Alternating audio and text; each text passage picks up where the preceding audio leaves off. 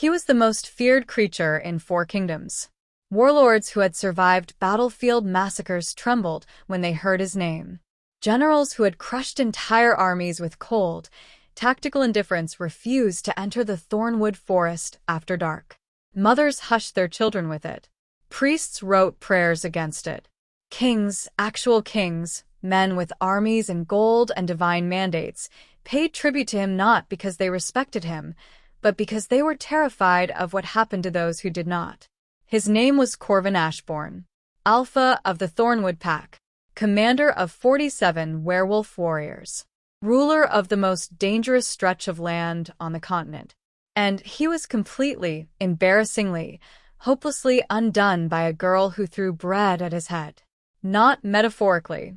Actual bread. A full loaf. Stale. This is the story of how the most powerful alpha in living memory fell so deeply, so recklessly in love with a human girl named Nessa that he was willing to lose his throne, his pack, his very nature, everything he had ever been, just to keep her safe. It is a story about power and what it costs, about love and what it demands, about the kind of want that does not ask permission and does not stop at reason. And it begins, as so many catastrophic love stories do, with a mistake. Chapter 1. The village of Breckenvale sat at the southern edge of the Thornwood, pressed against the tree line like a child hiding behind its mother's skirt. It was a modest place. Modest houses, modest people, modest ambitions. The kind of village that does not appear on any map worth consulting. The kind of village that history tends to walk past without knocking. But it had a market on Saturdays. And Nessa of the Miller family had a stall. She was 22 years old, daughter of the late Finn the Miller, sole provider for her younger brother Pip, and a person who had strong opinions about everything: bread quality, dishonest merchants, the absurdity of arranged marriages, the appropriate temperature at which soup should be served, and, on this particular Saturday morning, the tall, dark-cloaked stranger who was standing at the edge of her stall and watching her with an intensity that she found extremely rude.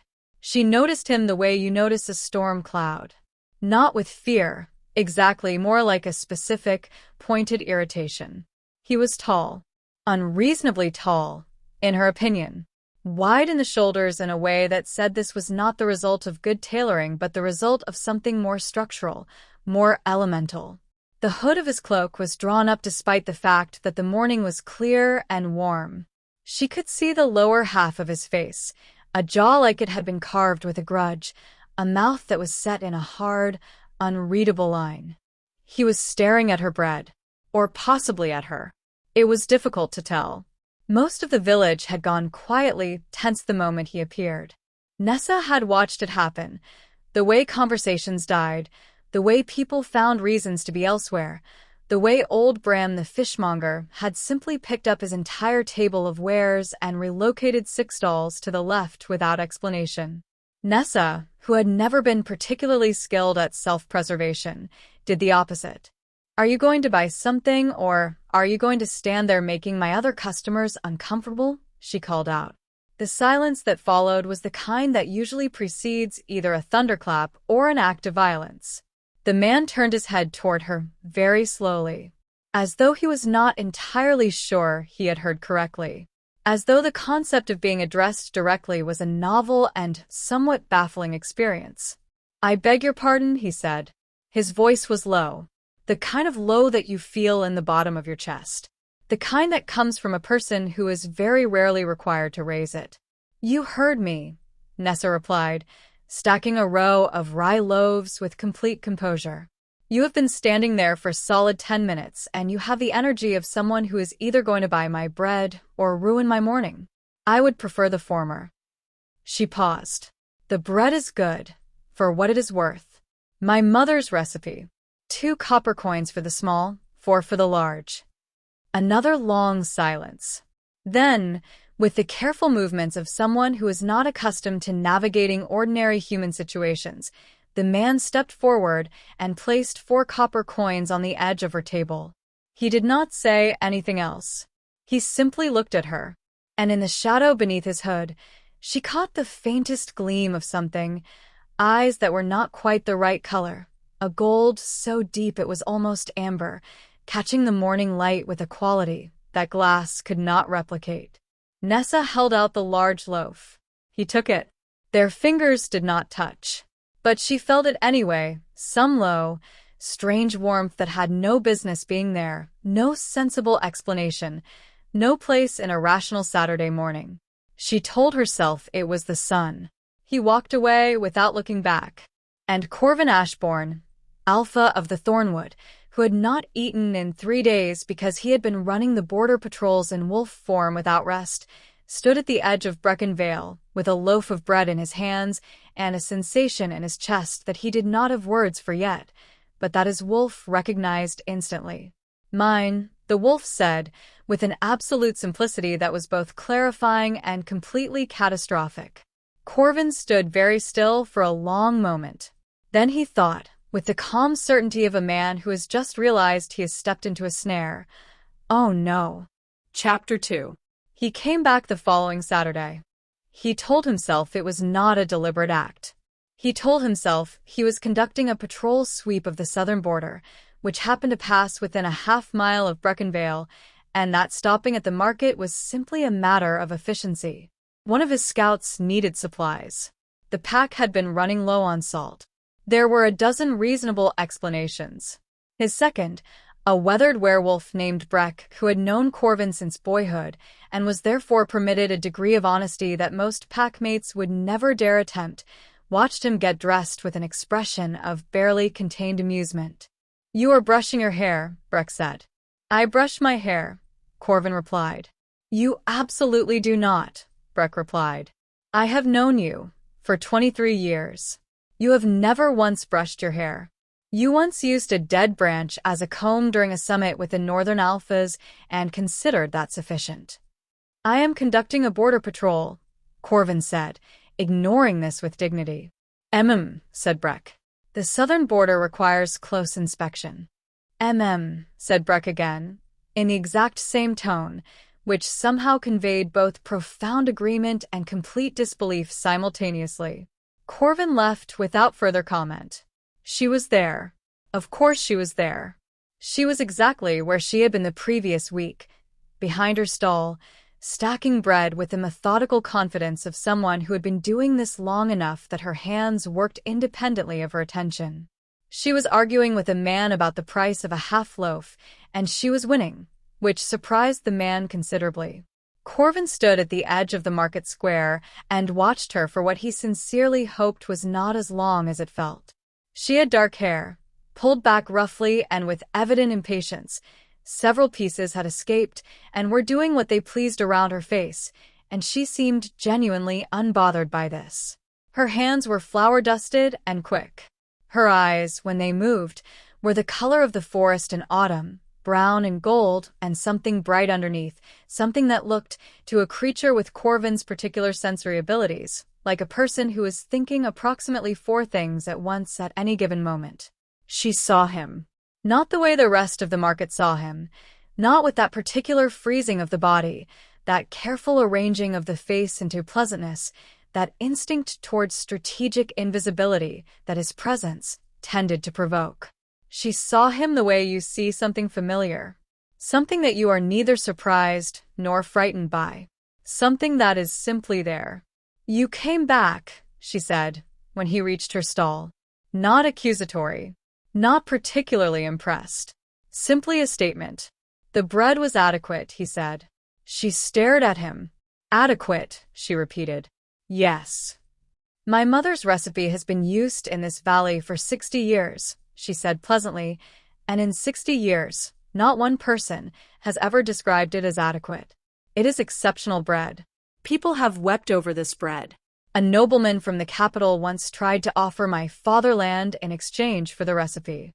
She picked up a loaf and held it out to him. "You may have it for the usual 4 copper. And you're welcome." Something moved in his expression. It was subtle, barely there, but she saw it. A twitch at the corner of that hard mouth. The very beginning of something that was not quite a smile, but was in the approximate neighborhood. He paid. He took the bread. And this time, when he walked away, he glanced back once. Nessa stood with her hands on her hips, watching him go, with a look on her face that she would later describe to her brother Pip as suspicious interest, not to be confused with actual interest. She noted that he moved with that specific quiet that belongs either to very controlled people or to things that are not entirely human. She filed this away. She was a practical woman. She did not reach for conclusions before she had enough information to support them. He came back the third Saturday, and the fourth, and the fifth. Each time he stayed a little longer. Each time something small and cautious was exchanged between them, a comment about the weather, a brief argument about whether rye or wheat flour produced superior texture, a moment where Nessa made a dry remark about a pompous merchant 2 stalls down, and Corvin very nearly laughed, which startled both of them considerably. She did not ask his name for 3 weeks. This was, she later explained to Pip, a principled decision. She refused to make it easy for a person who had thus far given her nothing but his coin and his intensity. On the 4th week, she asked. "Corvin," he said. "Nessa," she replied. A pause. "You are not afraid of me," he said. It was not quite a question. She considered this with the gravity it seemed to deserve. "I am afraid of a great many things," she said finally. "Losing Pip. A bad harvest. The roof coming in this winter. The east corner has been worrying me since August. A person I cannot read." She tilted her head. I think I can read." "Can you?" he said. "You are lonely," she said, with a directness that hit him somewhere unguarded. "And you are not used to being treated as though you are ordinary. And you keep coming here because here, for some reason, you feel slightly less like whatever it is that makes everyone else in this market go very still when you walk past." The silence that followed had a different quality than all the previous ones. It was not the silence before a storm. It was the silence after one, the kind that arrives when the air has been completely changed by what has just moved through it. "That is," Corvin said after a moment, in a voice that was carefully, precisely even, unexpectedly accurate. Nessa nodded, satisfied, and handed him his bread. Chapter 3. The night it changed.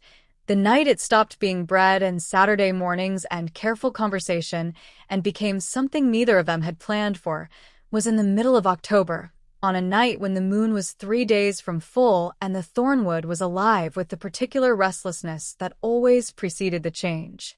Nessa had stayed late at the mill.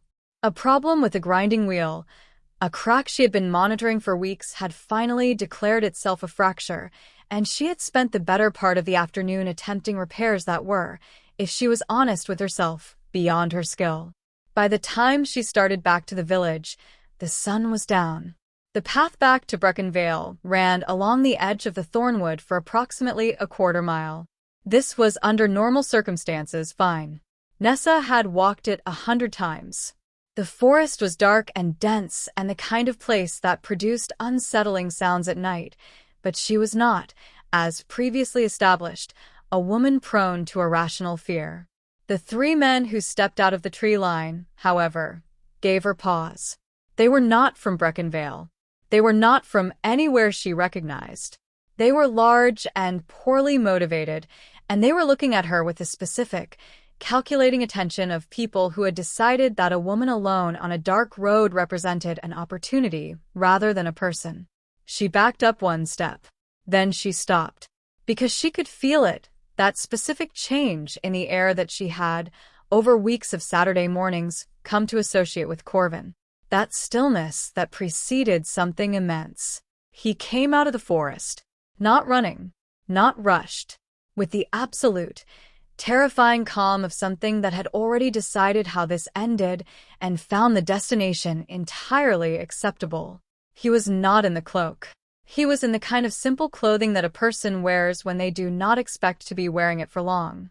And his eyes, in the darkness, were not brown or gray or any human color.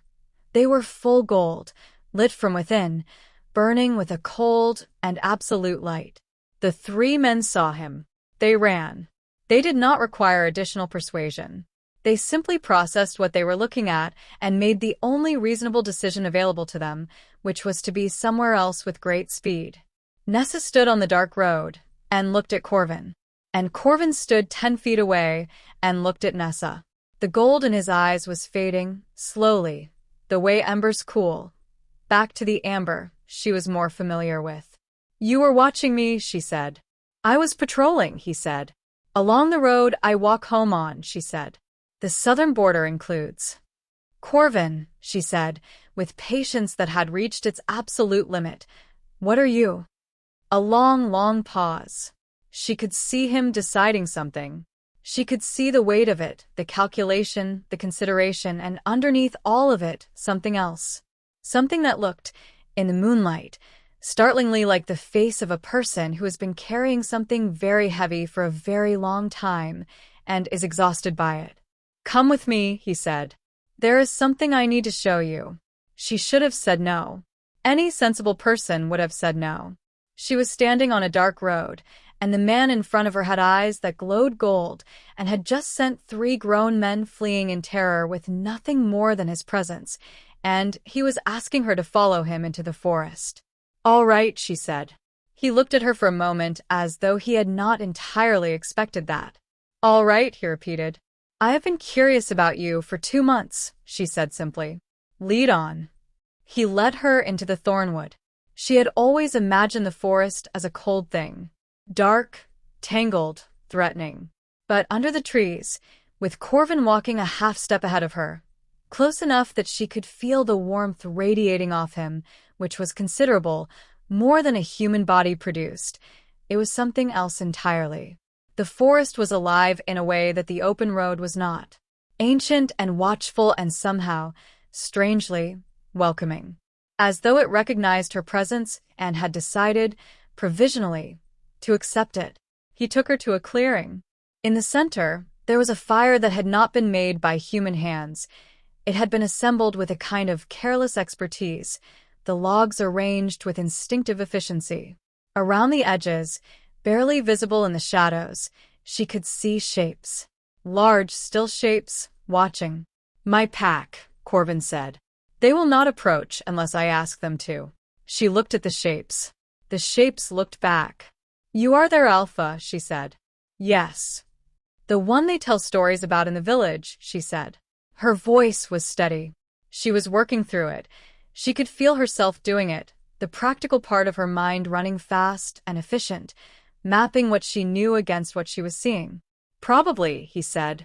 "The one they say has never spared an enemy." "That depends heavily on how one defines enemy," he said. She turned and looked at him fully.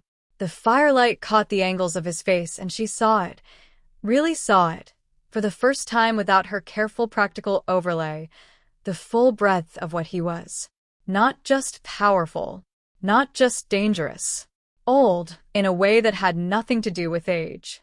Marked by something immense and inescapable, like a mountain that has always been where it is. "Why are you showing me this?" she asked. He was quiet for so long that she thought perhaps he was not going to answer.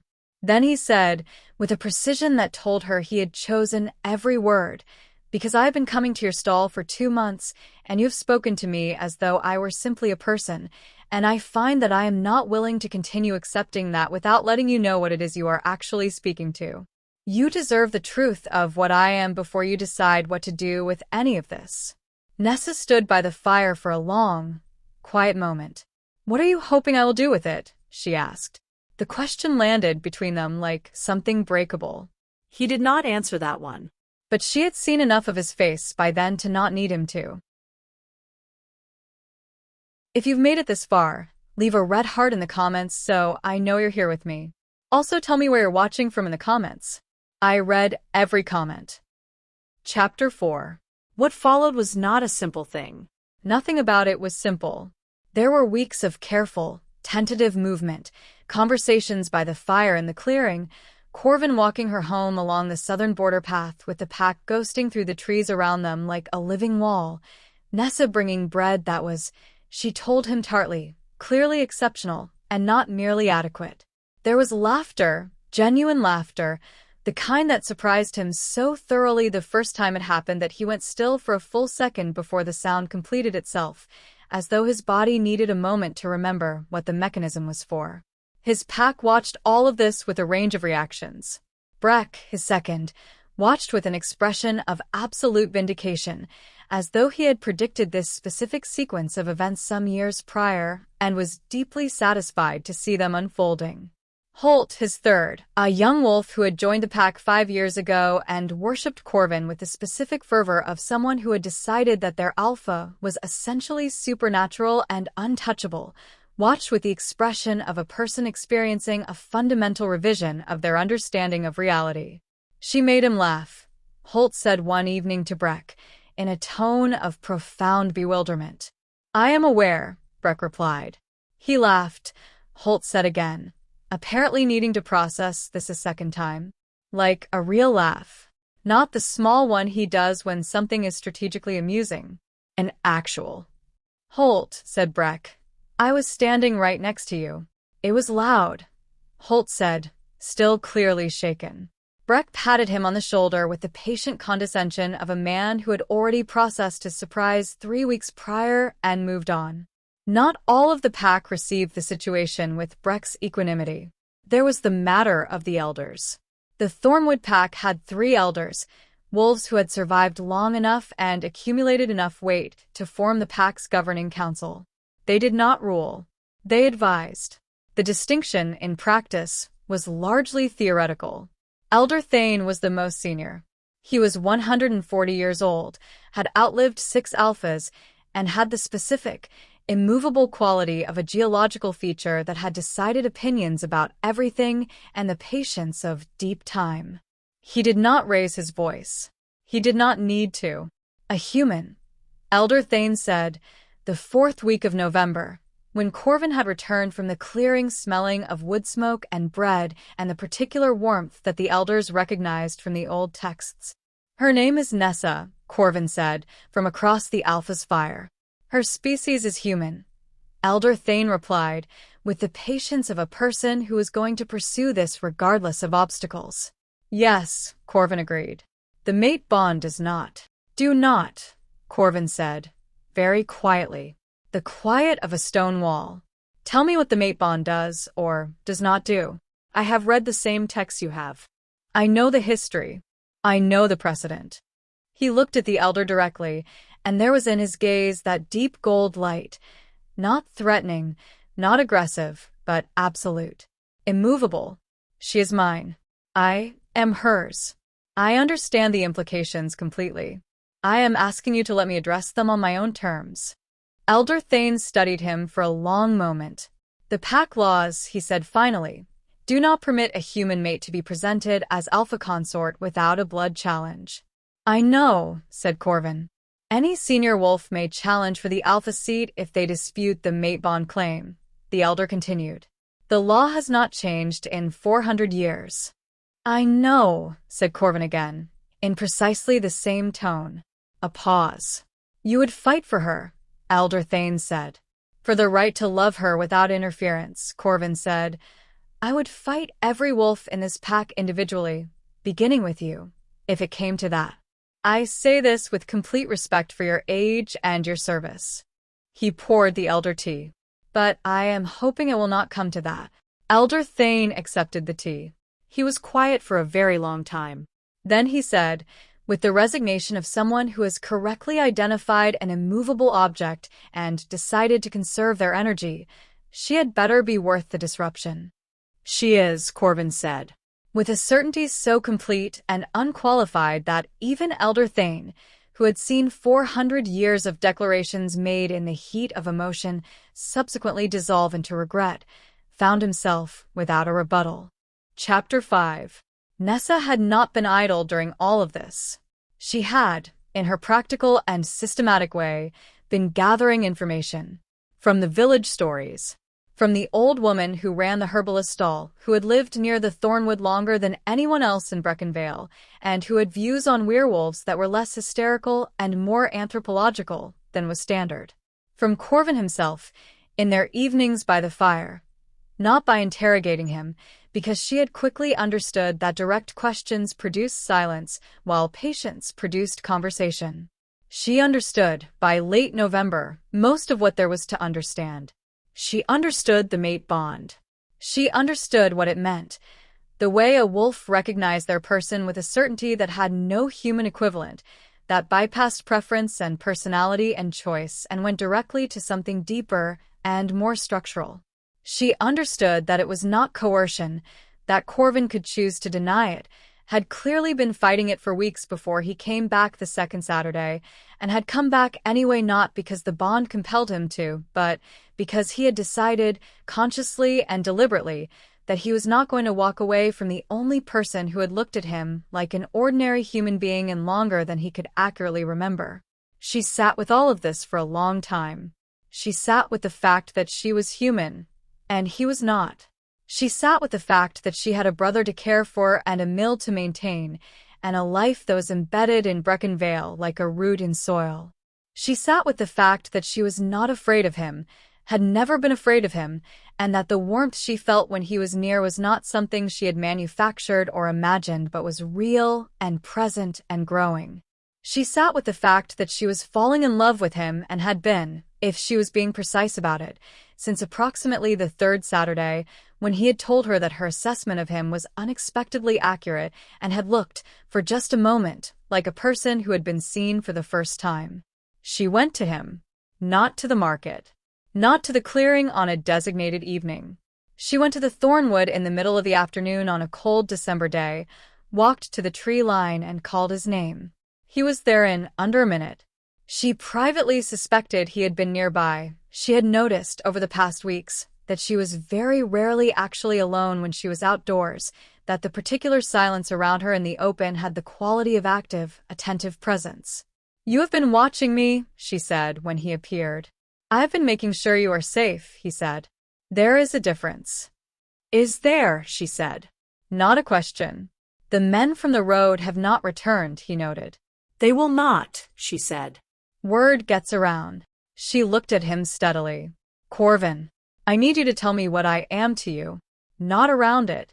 Not carefully. Directly." He was very still. Then he said, and she could hear in his voice the effort of it, the deliberate dismantling of every wall, the willingness to be exposed in a way that was clearly neither natural nor comfortable.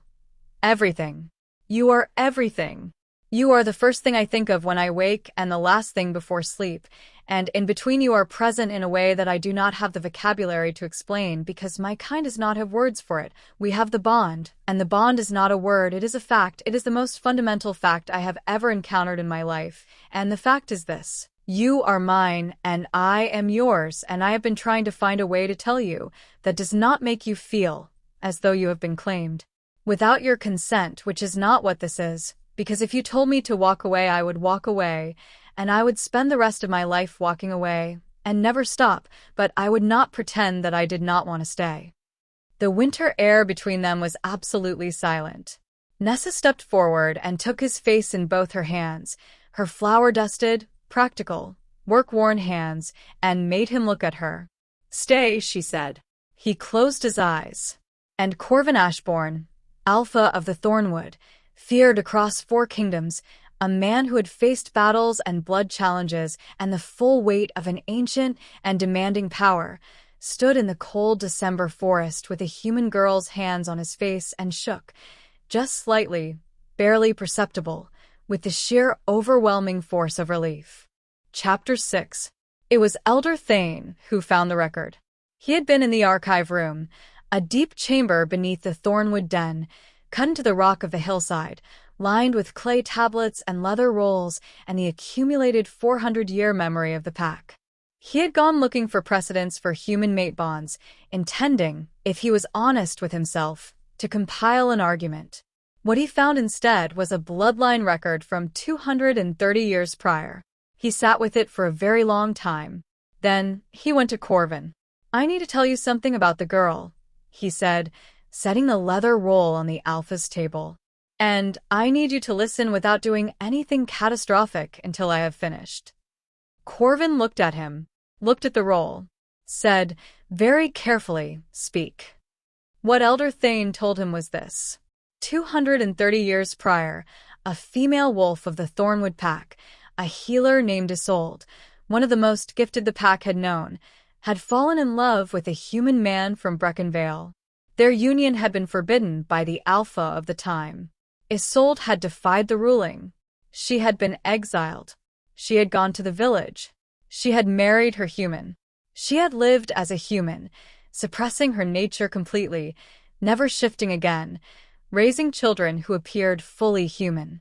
Appeared, because wolf blood, suppressed across generations, does not disappear. It waits. Elder Thane laid the bloodline record flat on the table.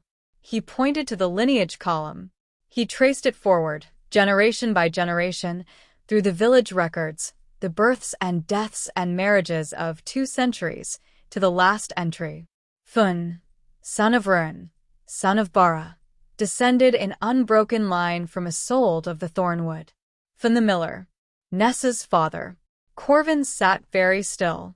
She is not fully human, Elder Thane said, and in his voice there was no triumph, no I told you so, only something that sounded, unexpectedly, like wonder. The wolf blood is dormant. She has never shifted and may never shift. She does not know, but it is there. He paused. It is why the bond is so strong. It is why the forest accepted her so readily. It is why your wolf recognized her not simply as a mate, but as one of ours. Coming home. Corvin stood up from the table very slowly. He walked to the opening of the den and stood at the edge of the thornwood, looking out at the dark trees. He thought of Nessa standing at her stall, unafraid. He thought of the forest accepting her, the pack not threatening her, the way she had walked under the trees as though she had always known them. He thought of her saying simply, "I think I can read you." The clarity of it, the certainty, the way she had seen him with a precision that went beyond observation, that went deeper, that knew. He thought of Isolde, 230 years ago, exiled for love, choosing the human world over the wolf world, over everything she was. And he thought of what it must have cost, not just Isolde, but every generation after her. The wolf sleeping in their blood, patient, waiting for the one circumstance that could wake it. This one. Does the pack law, he said without turning, apply to someone with Thornwood blood? No, Elder Thane said, very quietly. She is pack-born by blood. The law does not apply. There is no challenge right. There is no restriction. A pause. She would be alpha consort without contest. Corvin turned around, and the look on his face was not triumph, not relief. It was something more complicated than that. Something that incorporated all of it. The months of careful navigation, the weight he had been carrying, the fight he had been preparing himself to have, the throne he had been ready to surrender, the fear he had buried under every controlled, even sentence. She still has to choose it, he said. All of it. Knowing what she is. I will not make that choice for her. Of course, said Elder Thane. And then, with the weight of someone conceding something they had resisted for a long time, she is a good match for you, Corvin. She is not afraid of you. That is rarer than you know. I know exactly how rare it is, Corvin said. Chapter 7. He told her. He told her all of it. Isolde, the exile, the bloodline record, the dormant wolf. He sat across from her in the clearing by the fire, and he told her without editing, without softening, without the careful self-protective precision that had governed every sentence he'd spoken in the months before he trusted her. Nessa listened. She sat with her hands around a clay mug of hot water, and she listened to him tell her that the thing she had felt in the forest, that deep, specific recognition, that sense of something returned, was not a feeling but a fact. That she was Thornwood. Had always been. That the blood of a wolf who had loved a human into exile 2 centuries ago had arrived, finally, where it was always going. When he finished, she was quiet for a long time. 200 years, she said finally. 230, he said. She gave all of it up, Nessa said, and her voice was thoughtful and far away, thinking of Isolde, a woman she had never known and had just become connected to with a depth that made time feel thin. She gave up everything she was for a human who could never fully understand what she had sacrificed. Yes, Corvin said carefully. And her blood remembered anyway, Nessa said. All those generations. All that quiet waiting. Yes. She looked at him. She did not sacrifice for nothing then, she said. She just sacrificed for later. Corvin's throat moved. Nessa, he said. I am not agreeing to anything tonight, she said firmly, and he heard in her voice the absolute, deliberate practicality that he had loved from the first Saturday, the same voice that had told him his bread assessment was inadequate and her mother's recipe was exceptional. I need to think. I need to tell Pip. I need to figure out what this means for the mill and the village and approximately 17 other things. She stood up. But I want you to know something. What? He said. I was already going to choose you, she said, with a simplicity and directness that he would spend the rest of his life failing to adequately describe. Before the bloodline, before the pack law, before any of this, I had already decided.